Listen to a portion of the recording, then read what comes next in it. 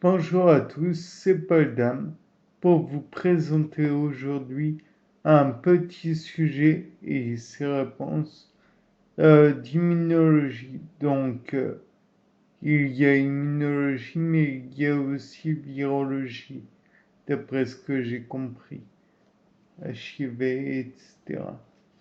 Donc, tout d'abord, réponse à quelques questions d'immunologie proposées par Marie-Christine Benet,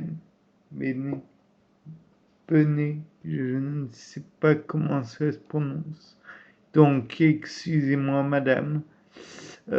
Professeur d'immunologie, et Gilbert Seyfort, professeur d'immunologie lui aussi, laboratoire d'immunologie du CHU de groupe de recherche d'immunopathologie GRIP, faculté de médecine, université Henri Poincaré à Nancy 1, faculté de médecine 54 500 Vendeuvre-les-Nancy. Donc tout d'abord, cellules immunitaires et présentation de l'antigène.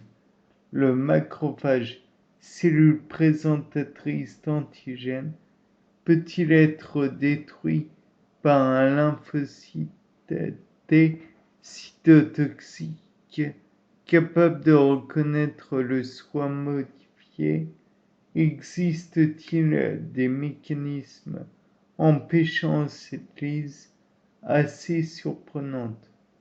Donc, les macrophages, comme toutes les cellules nucléées, expriment des antigènes de classe 1 et peuvent donc présenter des peptides à des lymphocytes cytotoxiques.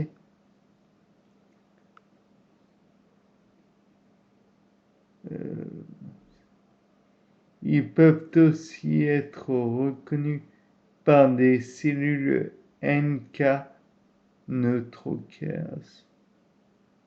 Ce sont des mécanismes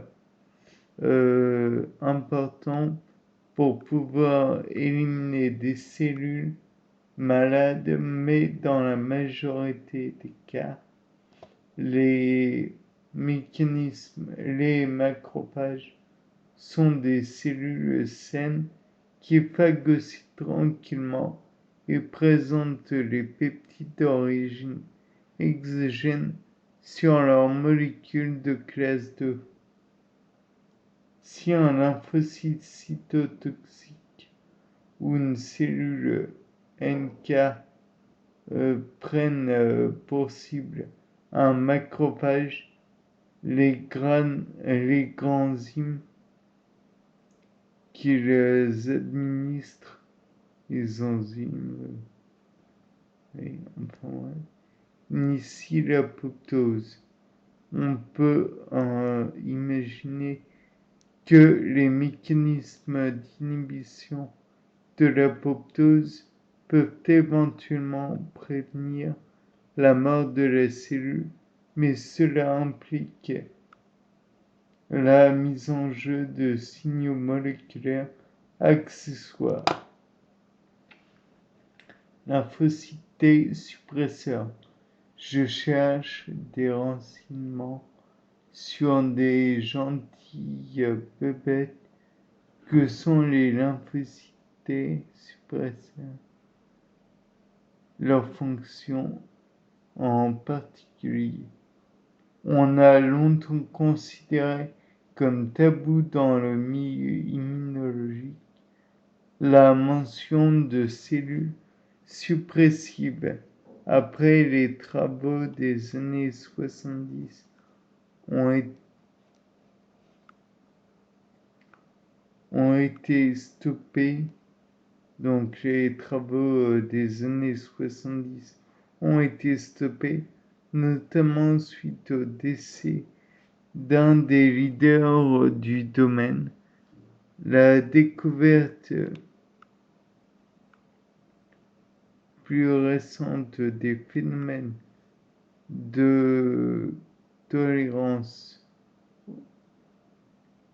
orale et plus globalement des non-réponses spécifiques et actives qui se déroulent dans les muqueuses a fait renaître le concept de cellules suppressibles. Les cytokines qu'ils produisent induisent la délétion des clones de la délétion de clones réactifs où leur énergie ces cellules persistent mais ne s'activent pas. Le thymus joue un rôle important dans l'immunité concernant la maturité des lymphocytes T thymus et à petit écart un peu inutile mais bon au cas où, le thymus quand vous mangez des bouchées à la reine, les riz de veau, le petit truc un peu plus solide dans la béchamel, c'est des thymus de veau. Comment évolue-t-il au cours de la vie de l'organisme? Il évolue classiquement après la puberté. Il se fibrose, mais sans disparaître totalement. C'est pour ça qu'on prend les riz de veau et non pas les riz de bœuf ou de taureau, parce que ça deviendrait trop dur, puisqu'une greffe moelle osseuse permet de reconstituer aussi des réponses T des cellules immatures qui terminent leur éducation dans le thymus. On parle aussi de thymus métaplasique qui serait une des petites formations chimiques ectopiques. C'est dans le thymus que s'effectue l'étape centrale de la maturation des lymphocytes T. Cet organe régressant au cours de la vie, le nombre de lymphocytes T matures diminue-t-il? Non, le thymus diminue effectivement de taille, mais il reste fonctionnel toute la vie et le nombre de lymphocytes reste extrêmement stable et régulé. Quelle est la durée de vie des lymphocytes T? On n'en sait rien, en fait, de façon précise. Certains modèles animaux d'immunisation avec un antigène parfaitement synthétique que les animaux n'ont aucune chance de rencontrer dans leur environnement suggèrent que des cellules sensibilisées, donc des mémoires, parce qu'il y a les lymphocytes T mémoire, peuvent persister plusieurs années.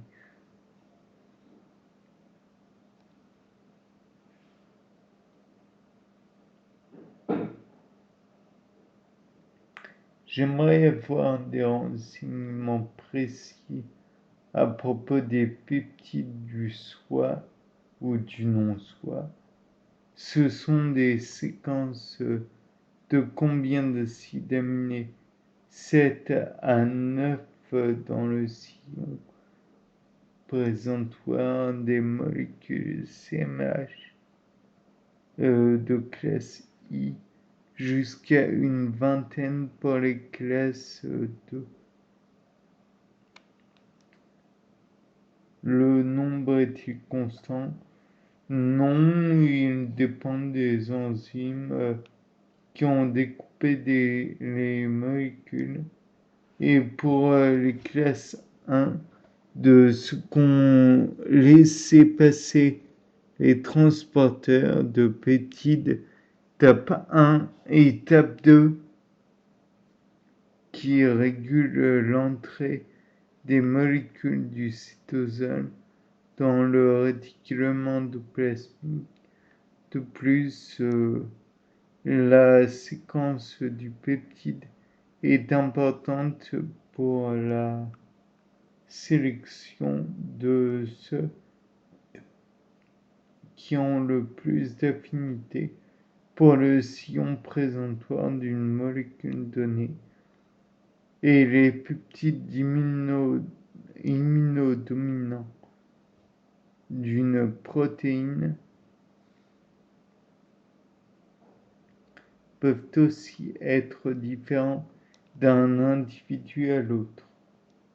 Suivant quel programme les protéines de nos propres cellules ou celles des cellules phagocytées sont-elles fragmentées?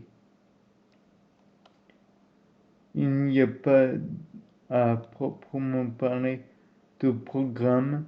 Les protéines cytosoliques doivent d'abord être fixées par l'ubiquitine, puis elles sont découpées en petits peptides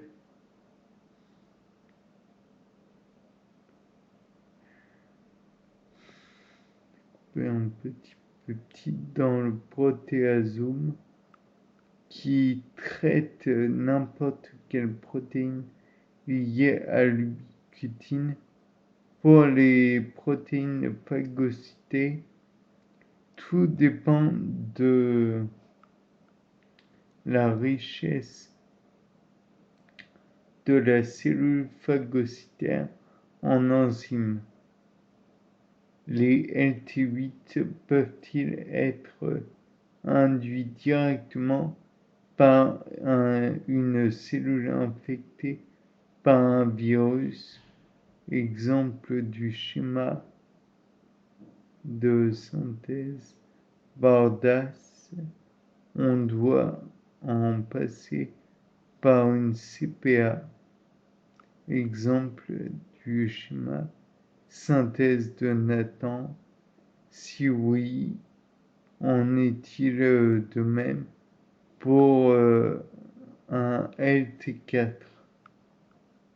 donc lymphocyte T4 ou leucocyte T4? Les lymphocytes cytotoxiques ont besoin d'être activés par des interleukines produites par des cellules CD4+. Ils peuvent ensuite quitter l'organe lymphoïde secondaire où cette activation a eu lieu et se fixer sur les molécules de classe 1 présentent des peptides viraux qui les reconnaissent.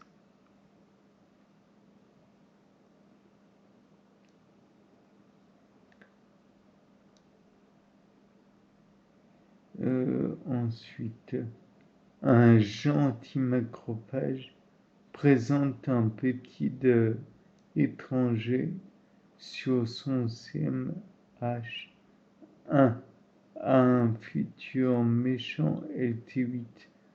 Voici ma question.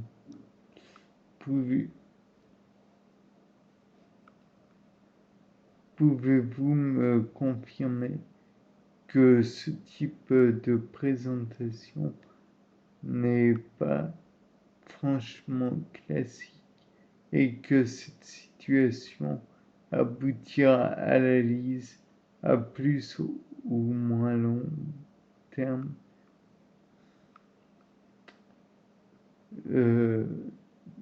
du macrophage en question qui se trouve dans la situation de n'importe quelle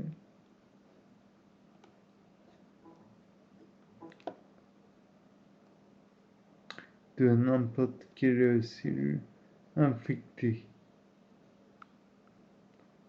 Un gentil macrophage présente les peptides étrangers sur son CMH. Il présente ses propres peptides du soi sur ses CMH1. Et s'il n'est pas infecté par un virus, n'a aucune raison de se faire tuer par un méchant lymphocyte CD8. Un LT8 possède des CMH2. À quoi cela lui sert-il? Je veux dire, comment peut-il exprimer un peptide étranger sur son CMH2 et le présenter éventuellement à un LTH? Le mode d'association du peptide étranger et du CMH2 serait-il différent de ce que je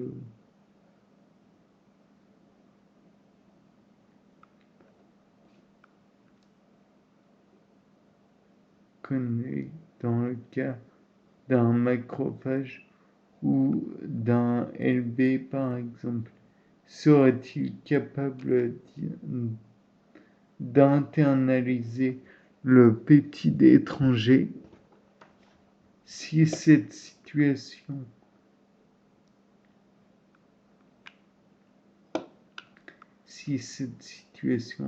existe?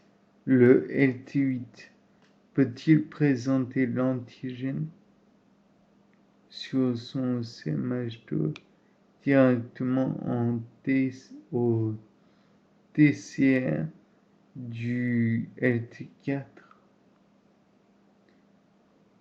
dans les vésicules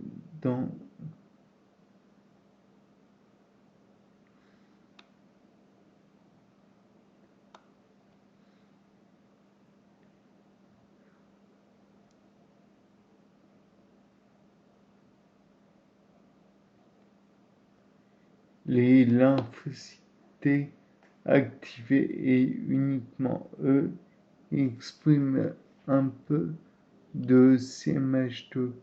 Ils ne sont doués que d'une activité d'internalisation minime. Et cette expression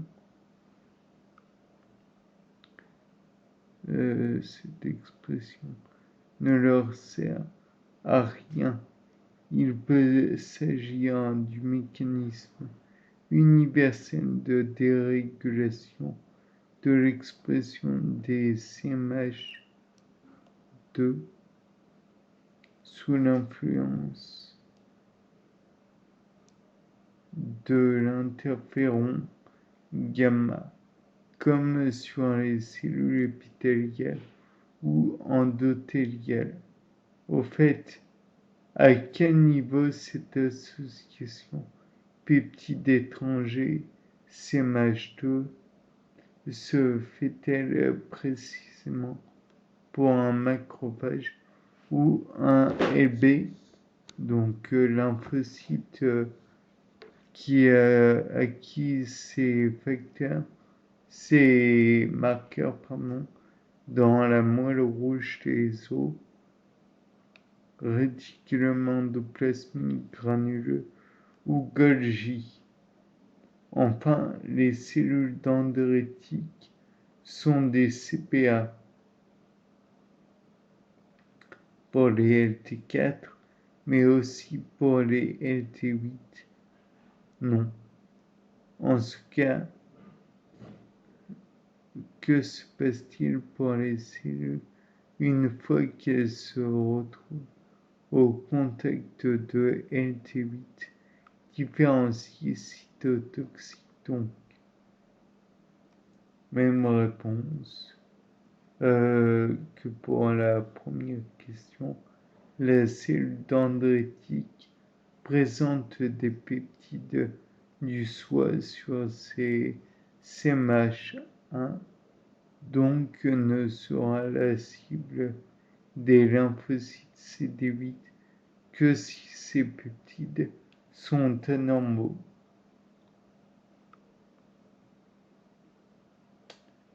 Comment un macrophage reconnaît-il un antigène?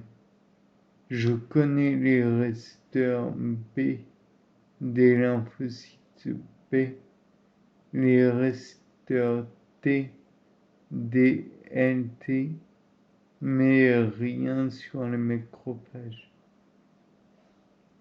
Les macrophages ne reconnaissent pas de façon spécifique les antigènes. Ils mangent tout ce qu'ils trouvent et mangent avec encore meilleur appétit si leur repas est recouvert d'anticorps ou de compléments. Phénomène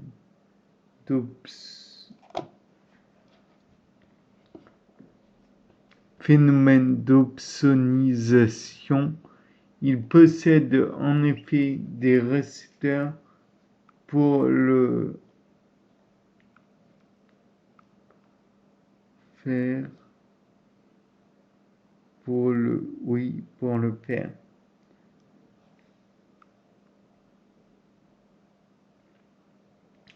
Des immunoglobulines et pour certaines fractions du complément, ils ont aussi des récepteurs membranaires qui interagissent directement avec certains composants bactériens ou des cellules apoptotiques.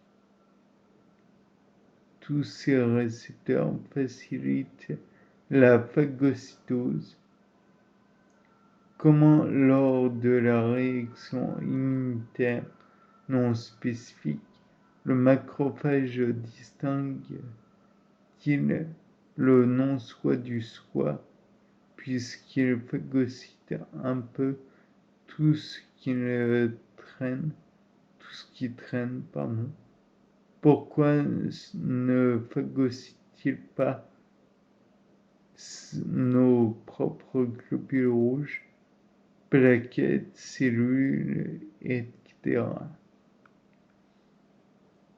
Il phagocyte tout cela, bien sûr, heureusement d'ailleurs, car il nous débarrasse tous les jours de cellules en fin de vie dans la rate.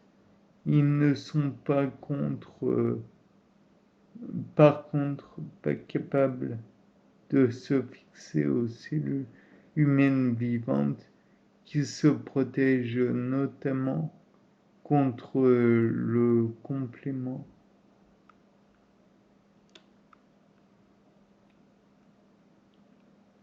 D'ailleurs, voyons le complément.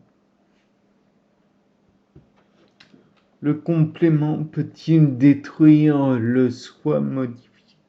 Oui, les anticorps cytotoxiques peuvent réaliser une lise complètement dépendante, de cellules anormales s'ils reconnaissent un antigène exprimés à la surface de celle-ci.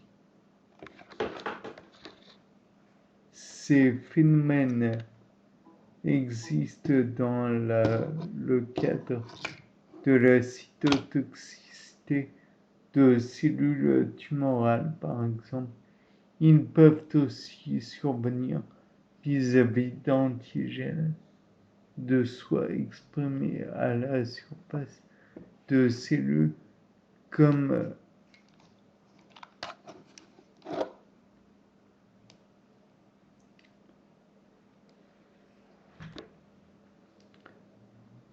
les globules rouges dans les anémies hémolytiques auto-immunes.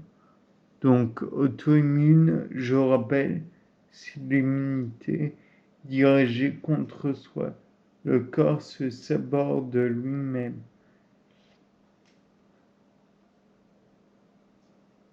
Comme dans le cas de la sclérose en plaques.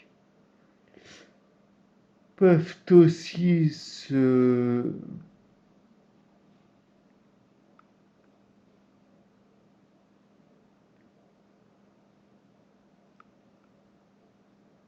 fixer sur des cellules tumorales ou infectées par des virus tels le VIH et déclencher des phénomènes d'ADCC par le biais de cellules NK différentes des lymphocytes cytotoxiques possédant des récepteurs pour le FC, des immunoglobulines G indépendamment du complément.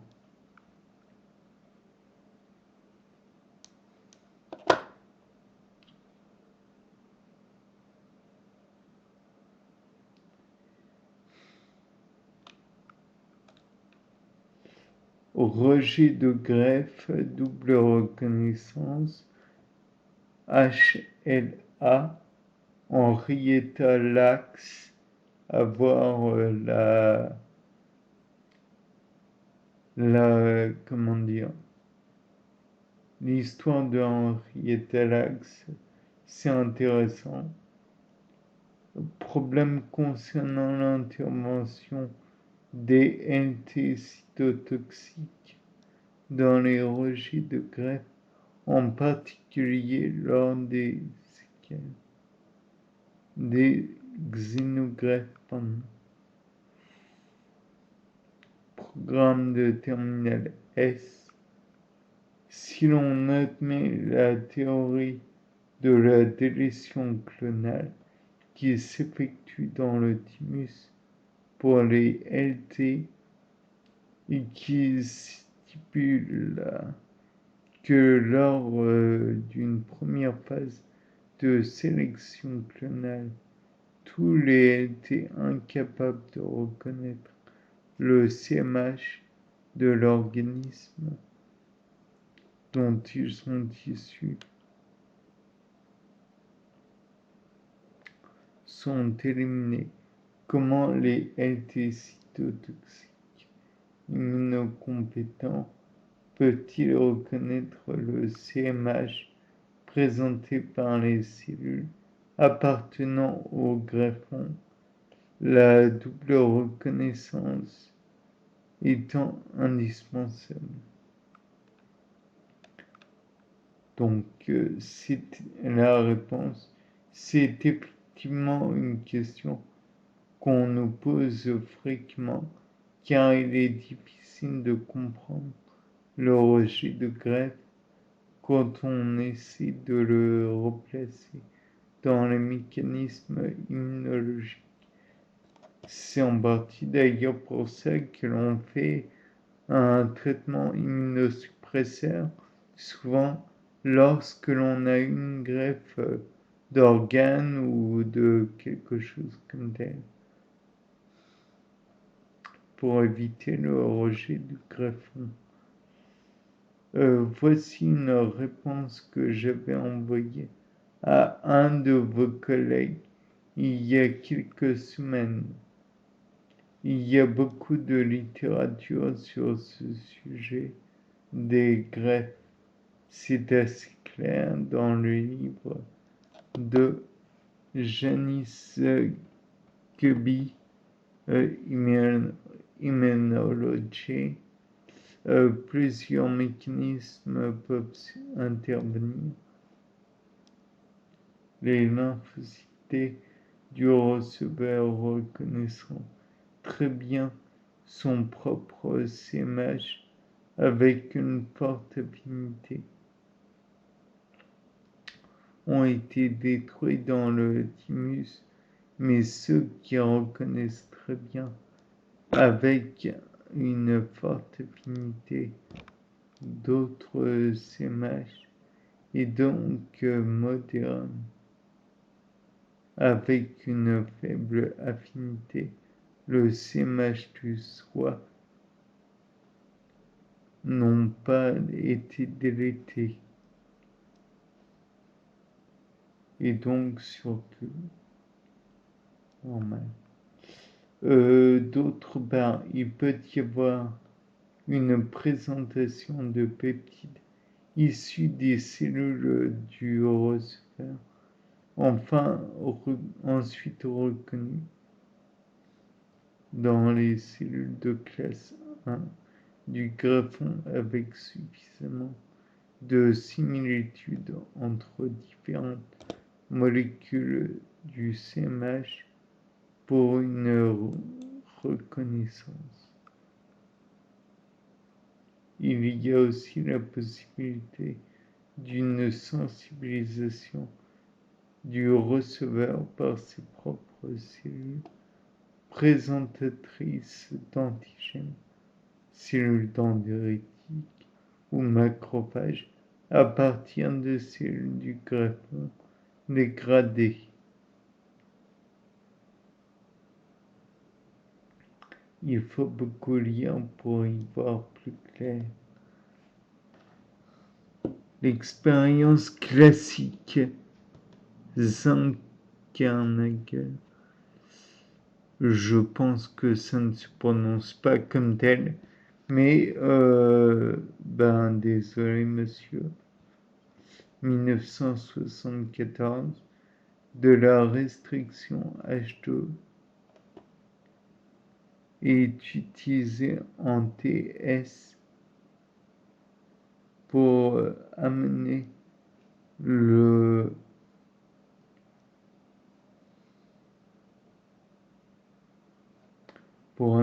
modèle de double reconnaissance RECT-HLA antigène.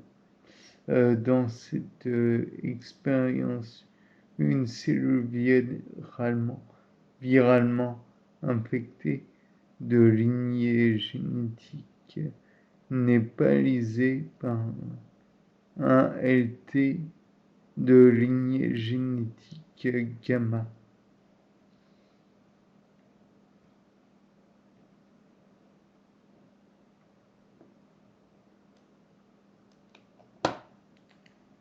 Question de Nicolas Zaragoza, élève de terminale S. Mais alors, dans ce cas d'une allogreffe, donc allo, je tiens à dire que c'est étranger. Donc une greffe d'une espèce différente de celle d'un être humain. Au lieu que ce soit Homo sapiens, ça pourrait par exemple être la greffe d'un autre animal. Enfin bref. Comment les lymphocytes d'un receveur peuvent-ils reconnaître des cellules du greffon?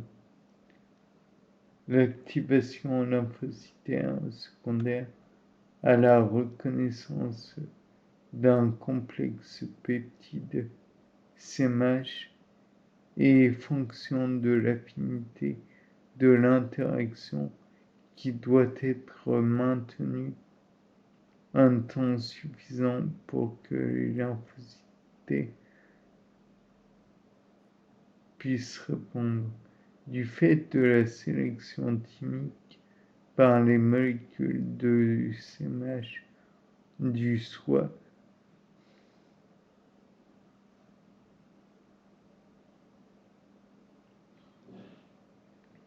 les lymphocytes matures possèdent une affinité suffisante pour le CMH autologue qui va autoriser les communications. Mais une molécule allogénique peut se présenter aux lymphocytes au niveau des régions exposées de la niche hélice alpha 1 et 2 de la même façon que le CMH autologue. Le lymphocyte T n'y verra que du feu. Le peptide sélectionné, par contre, différent, sera vu comme un peptide étranger présenté par un CMH autologue, ce qui peut être ennuyeux et conduire à la destruction de la cellule allogénique si cette reconnaissance implique un lymphocyte CD8 cytotoxique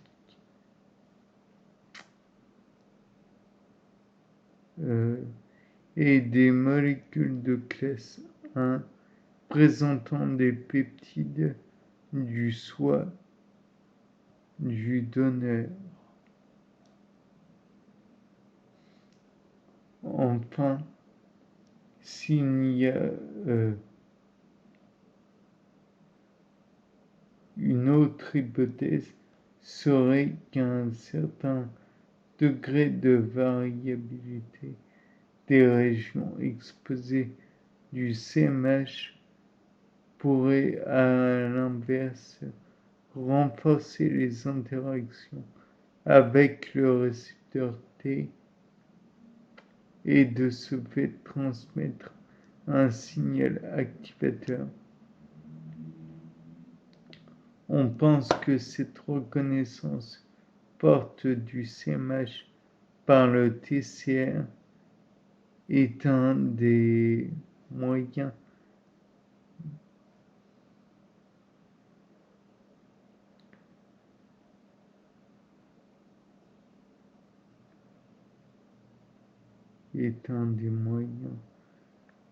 de délétion des lymphocytes autologues dans le thymus. À l'évidence, les TCR qui pourraient reconnaître avec une forte affinité un CMH allogénique ne sont pas éliminés pendant cette phase de sélection. Au moment d'une transplantation, ils peuvent donc se trouver soudain au contact avec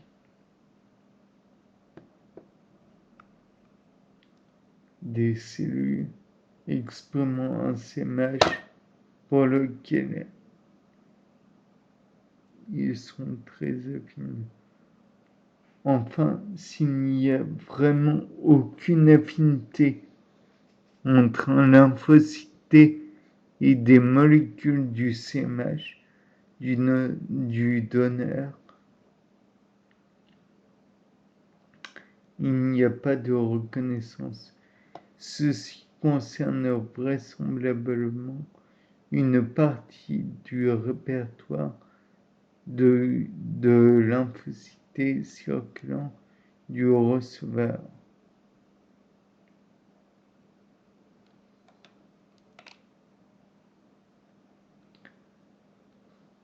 réponse collégiale avec la participation de Noël Jeuneté, j'espère ne pas trop écorcher le prénom, laboratoire d'immunologie, Université Rennes 1. Une cellule sans marqueur HLA en état lax, je le rappelle, sera-t-elle reconnue comme non soit, c'est-à-dire est-ce que le système immunitaire s'attaque à toutes les cellules sauf celles reconnues comme soi, ou bien est-ce que le système immunitaire ne s'attaque qu'aux cellules reconnues comme non soi.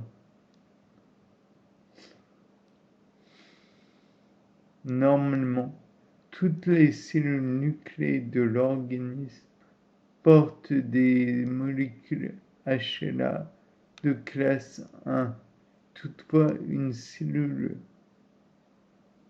sans molécule HLA de classe 1 peut s'échapper à certaines réponses immunitaires, cytotoxicité, dépendant d'une reconnaissance par le biais du TCR. C'est un mécanisme utilisé par les cellules cancéreuses pour ne pas être détruites par le système immunitaire. Et donc, ça leur permet d'être immortels presque. Par contre, les cellules NK tuent spécifiquement les cellules qui ne portent pas ces molécules HLA de classe 1 ou qui portent des molécules HLA de classe 1 anormale parce qu'elles contiennent un peptide viral ou tumoral ou parce qu'elles proviennent d'un autre individu, globule blanc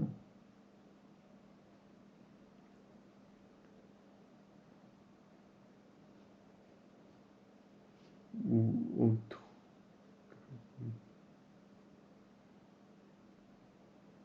En transfusion, transplantation d'organes. Lors d'une transfusion sanguine, il faut s'assurer de la compatibilité des groupes sanguins concernant donc les hématies. Mais ne se préoccupe-t-on pas des marqueurs HLA se trouvant sur les leucocytes du donneur? Très bonne question.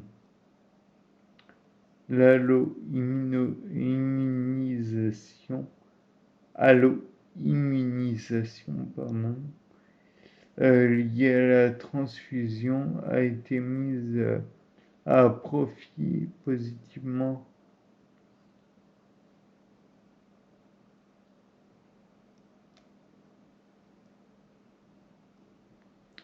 pour générer des sérums polysensibilisés qui sont utilisés pour la détermination sérologique des groupes HLA en utilisant le sérum de sujets polytransfusés contenant des taux élevés d'anticorps dirigés contre le HLA de leur donneur. C'est par contre un des grands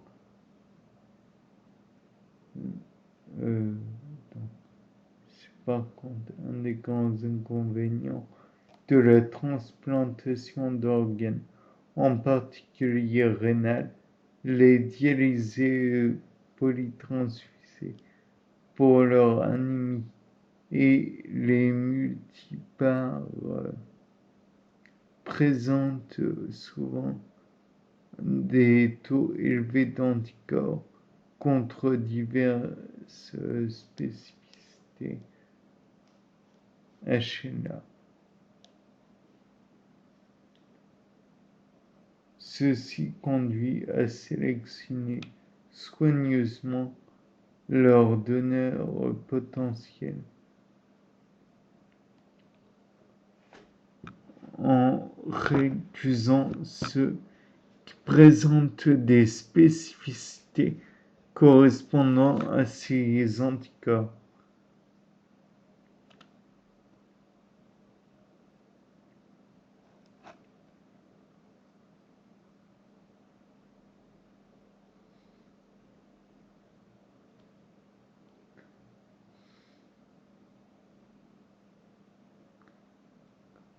Le problème tend à disparaître d'une part par l'utilisation d'érythropoïétine, la fameuse EPO, chez les dialysés qui ne sont donc pas plus transfusés.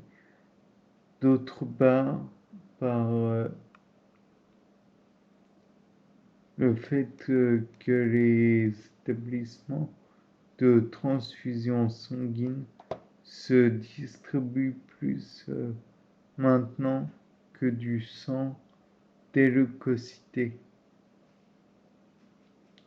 Il faut savoir que le PO a une particularité, c'est qu'elle augmente le nombre de globules rouges dans le sang, d'où l'utilité pour les sportifs d'en prendre, car plus de globules rouges dans le sang veut dire plus de transport de dioxygène, plus de transport de glucose aussi.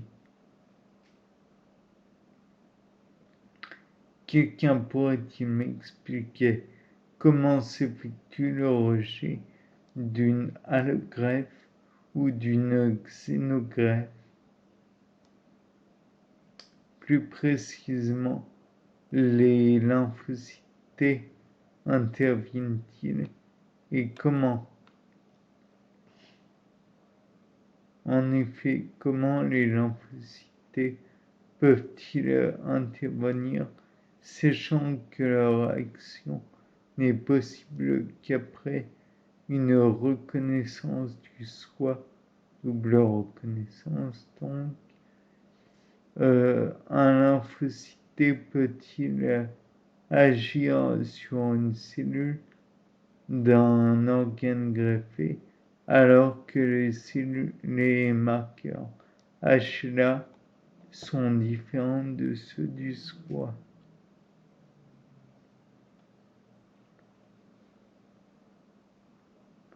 La réponse est déjà sur le site. Donc les lymphocytes interviennent directement dans le tissu du greffon en cas de rejet. J'ai mal. Je reprends. Les lymphocytes interviennent directement dans le tissu du greffon où on observe des infiltrats de lymphocytes en cas de rejet. C'est un des éléments du diagnostic sur une biopsie du greffon.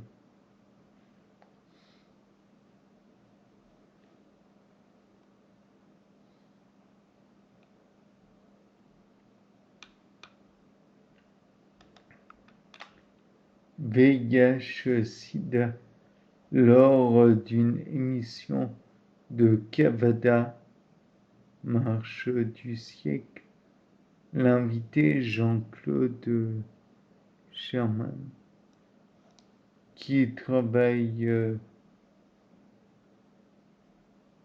qui travaille sur un vaccin anti-VIH, a évoqué que lors de la libération des virions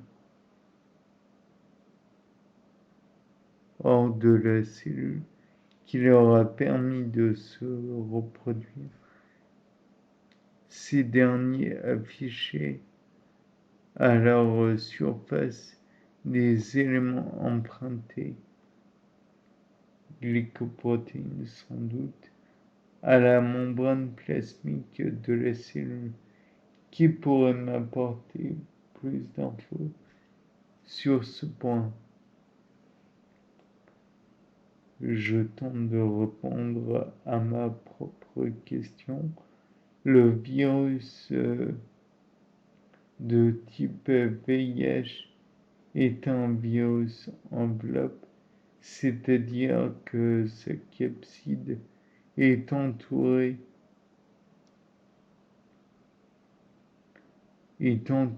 elle-même d'une double couche de phospholipides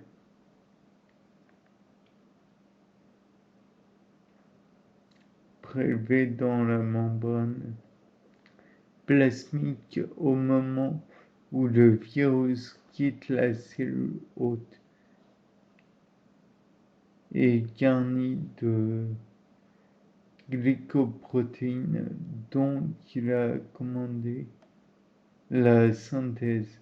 Cette glycoprotéine s'affiche et se regroupe en plaques à la surface externe de la cellule avant la sortie du virus.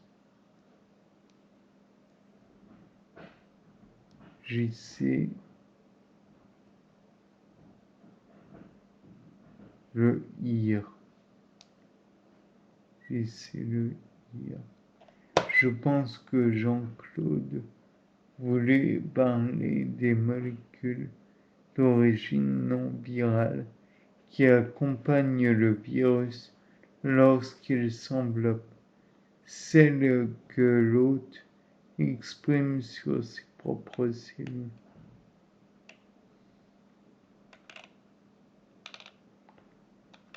Nous en sommes bientôt à la fin, mes chers camarades. Nous allons bientôt réussir. Immunité muqueuse lors d'un coït. Les spermatozoïdes sont-ils attaqués par le système immunitaire de la femme? Les voies génitales féminines disposent en effet d'un système immunitaire, mais que largement inconnu jusqu'à des travaux récents secondaires à l'apparition du sida. Des anticorps anti-spermatozoïdes ont été décelés dans le sérum, dans les sécrétions génitales féminines, dans certaines formes de stérilité, mais leurs conditions d'apparition ne sont pas encore expliquées. À l'état physiologique, il n'y a pas de réponse immunitaire locale connue.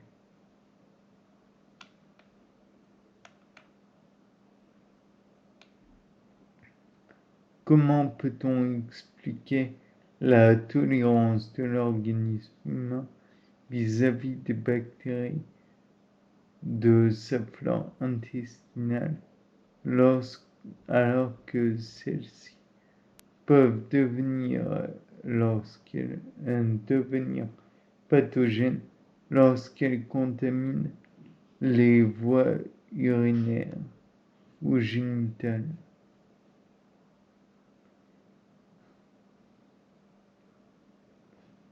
Les infections en question proviennent d'une rupture de l'équilibre avec la flore saprophyte locale.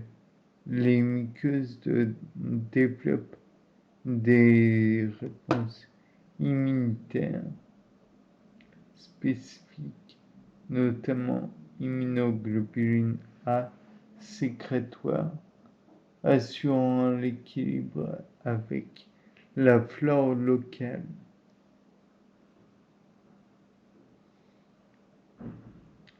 Les bactéries qui vivent dans notre estomac et qui aident à la digestion sont-elles attaquées par le système immunitaire?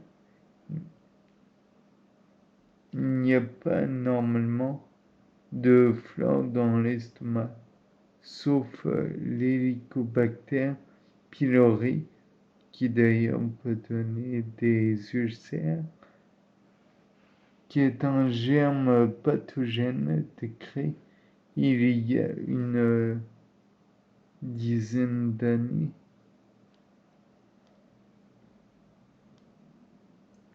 À l'origine d'ulcères, comme je le disais, et de cancer. En cas d'infestation par H. pylori, Helicobacter pylori, il existe une réponse immunitaire locale et systémique, cellulaire et humorale.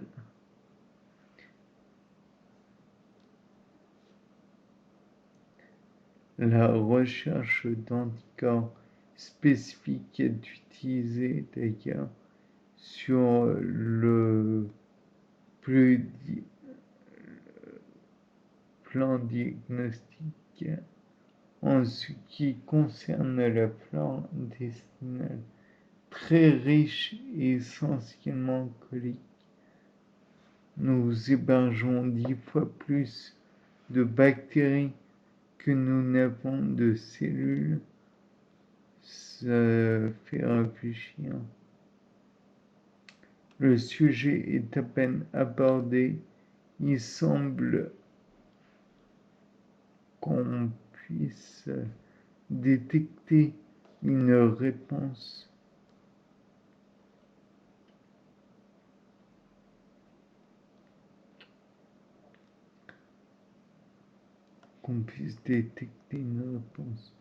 anticorps essentiellement muqueuse.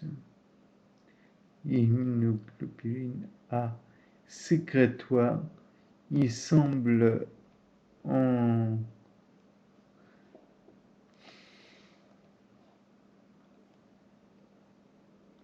fait exister un état de tolérance réciproque. À noter que le développement du tissu lymphoïde muqueux, notamment digestif, dépend de la colonisation par la flore. Ceci a été montré dans les modèles animaux germe-free élevés en absence de bactéries. Qu'est-ce qui fait la différence entre une bactérie pathogène et une bactérie non pathogène? Une bactérie de l'intestin qui entre dans le milieu intérieur et qui prolifère devient-elle pathogène? Pourquoi les bactéries qui se produisent, qui ne produisent pas de toxines, sont-elles pathogènes ou pas? Supposons par exemple un Escherichia coli qui entre dans la cavité buccale pour une raison ou une autre. Alors, c'est une question de microbiologie.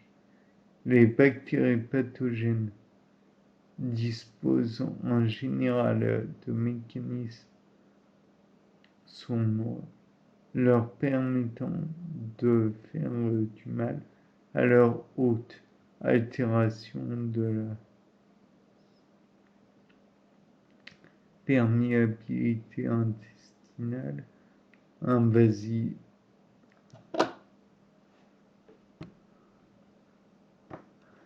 invasivité importante, toxines, les bactéries non pathogènes comme les très nombreuses bactéries de la flore intestinale sont généralement non invasives et produisent de nombreux métabolites bénéfiques à l'hôte, voire les substances dirigées contre les bactéries pathogènes. Par leur nombre, elles ont également un effet régulateur limitant les capacités de prolifération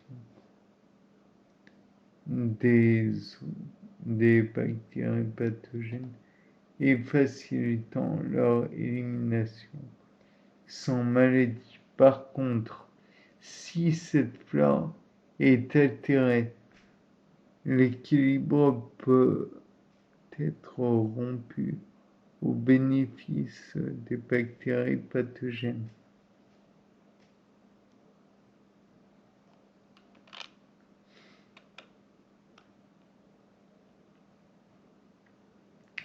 Mes chers camarades, nous avons bientôt fini. Donc, vaccination. Comment peut-on comprendre que Pasteur ait réussi à sauver un enfant de la rage d'un rhabdovirus plutôt, car la rage est due à un rhabdovirus.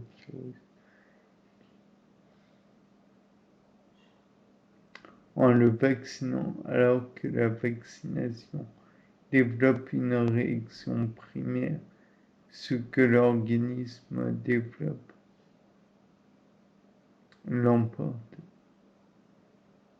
développe normalement et que la rage l'emporte sur une réaction primaire. Comment expliquer que certains individus étaient résistants à la peste lors des grandes épidémies? Une fois encore, plusieurs questions dans ce message. Le système immunitaire fait intervenir plusieurs niveaux de défense. Une immunité innée, donc molécules peptidiques, et inflammation non spécifique, et une immunité acquise, humorale et cellulaire.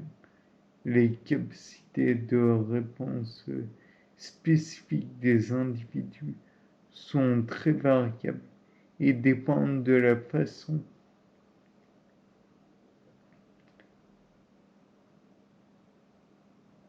dont les peptides antigéniques seront présentés par leur molécule HLA de classe 2 aux lymphocytes T, CD4, plus ou moins auxiliaires.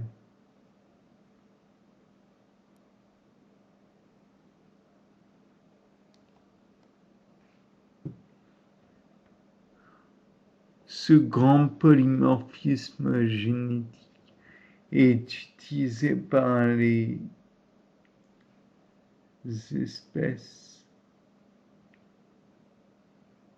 pour survivre, car il implique que certains individus pourront survivre en cas d'épidémie en générant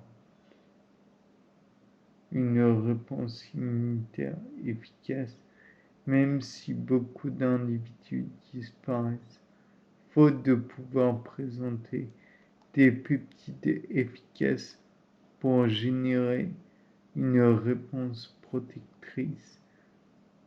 Les populations actuelles et leur polymorphisme génétique ont ainsi été sélectionnés par les épidémies ancestrales.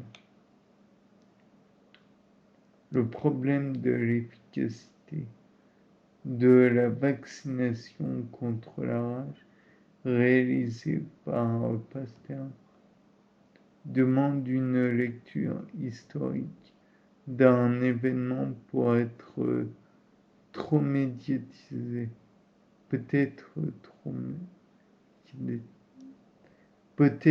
trop médiatisé.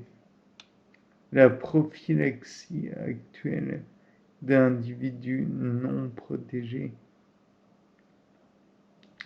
suite à une exposition au virus de la rage associe un traitement local de la morsure.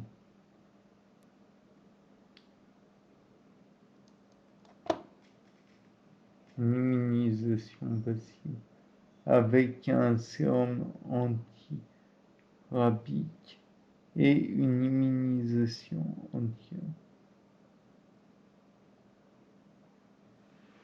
antirabique.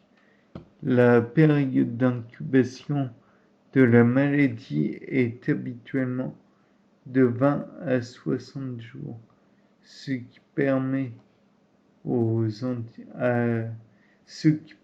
à la fois aux anticorps du sérum antirabique de mi-vie 21 jours et aux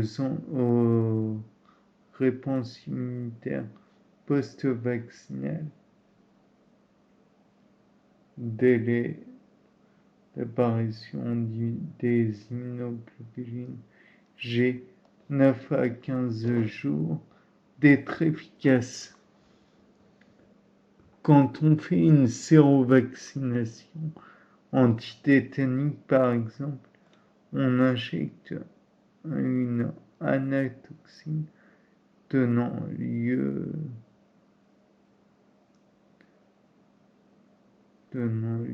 d'antigènes afin de vacciner plus des anticorps dirigés contre la toxine naturelle. Afin de vacciner.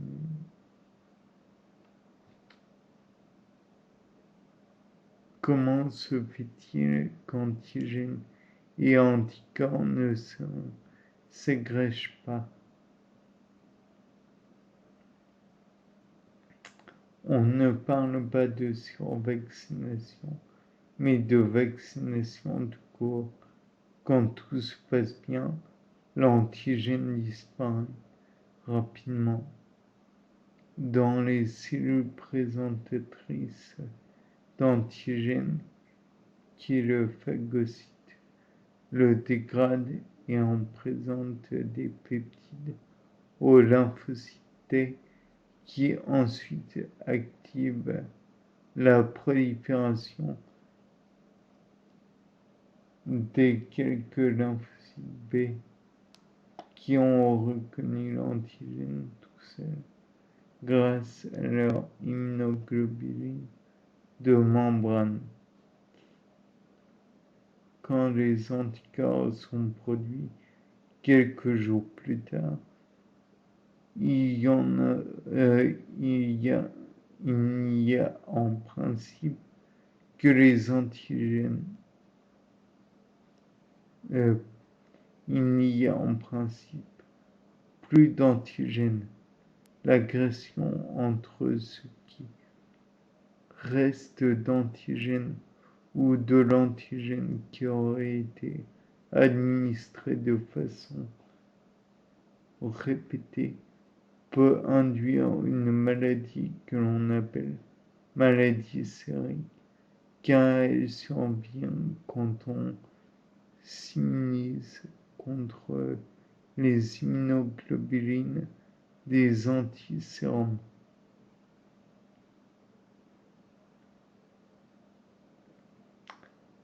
Donc des adresses, association des enseignants d'immunologie, des universités de langue française, Société française d'immunologie, faculté de médecine. Donc tout ça, vous pouvez naturellement les voir sur le site que je vais essayer de mettre en lien dans la description. Bien, donc voilà, c'était pas dame. Et ben, je vous salue. Bonne journée à vous tous.